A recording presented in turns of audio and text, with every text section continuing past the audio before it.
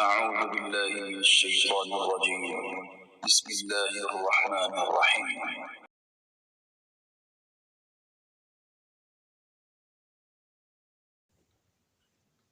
رسول اللہ صلی اللہ علیہ وآلہ وسلم نے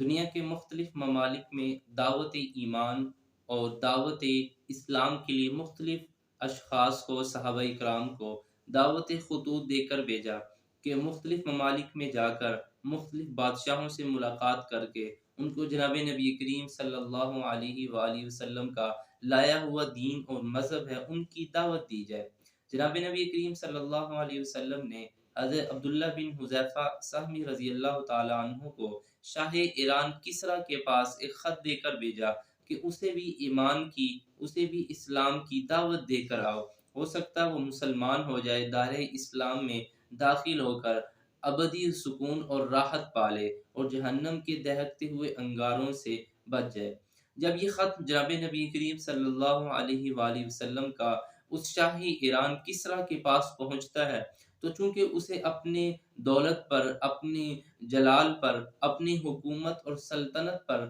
اپنی قوت پر اسے بڑا ناز اور تکبر تھا، تو اس نے تکبر میں آ کر، اس نے غصے میں آ کر جناب نبی کریم صلی اللہ علیہ وآلہ وسلم کے خط کو ٹکڑے ٹکڑے کر دیا۔ فلما قرأہ مزقہ، امام بخاری رحمہ اللہ فرماتے ہیں کہ جب اس نے وہ خط پڑھا تو اس نے جناب نبی کریم صلی اللہ علیہ وسلم کے اس خط کو ٹکڑے ٹکڑے کر دیا۔ اور جناب نبی کریم صلی اللہ علیہ وسلم کو جب اس بات کی خبر ہوئی تو حضور صلی اللہ علیہ وسلم نے بھی فدعا علیہم، حضور صلی اللہ علیہ وسلم نے ان کے خلاف بھی بد دعا کر دی کہ ان یمزقوا کل ممزق، کہ جس طرح ان لوگوں نے ایک نبی کے خط کو ٹکڑے ٹکڑے کیا ہے، پارا پارا کیا ہے، اس شخص کو بھی اللہ رب العزت اور اس کی سلطنت کو بھی اللہ رب العزت پارا پارا اور ٹکڑے ٹکڑے کر دیا۔ بخاری شریف کے اندر اس کا پھر انجام بھی لکھا ہے۔ موشی بخاری فرماتے ہیں کہ اللہ رب العزت نے اسی ایران کے بادشاہ کسریٰ پر اس کے بیٹے کو مسلط کر دیا۔ فصلت اللہ علی کسریٰ ابنہ شیرویہ، کہ اللہ رب العزت نے اس بادشاہ کے بیٹے کو اسی بادشاہ پر مسلط کر دیا۔ فمزق بطنہ فقتلہ،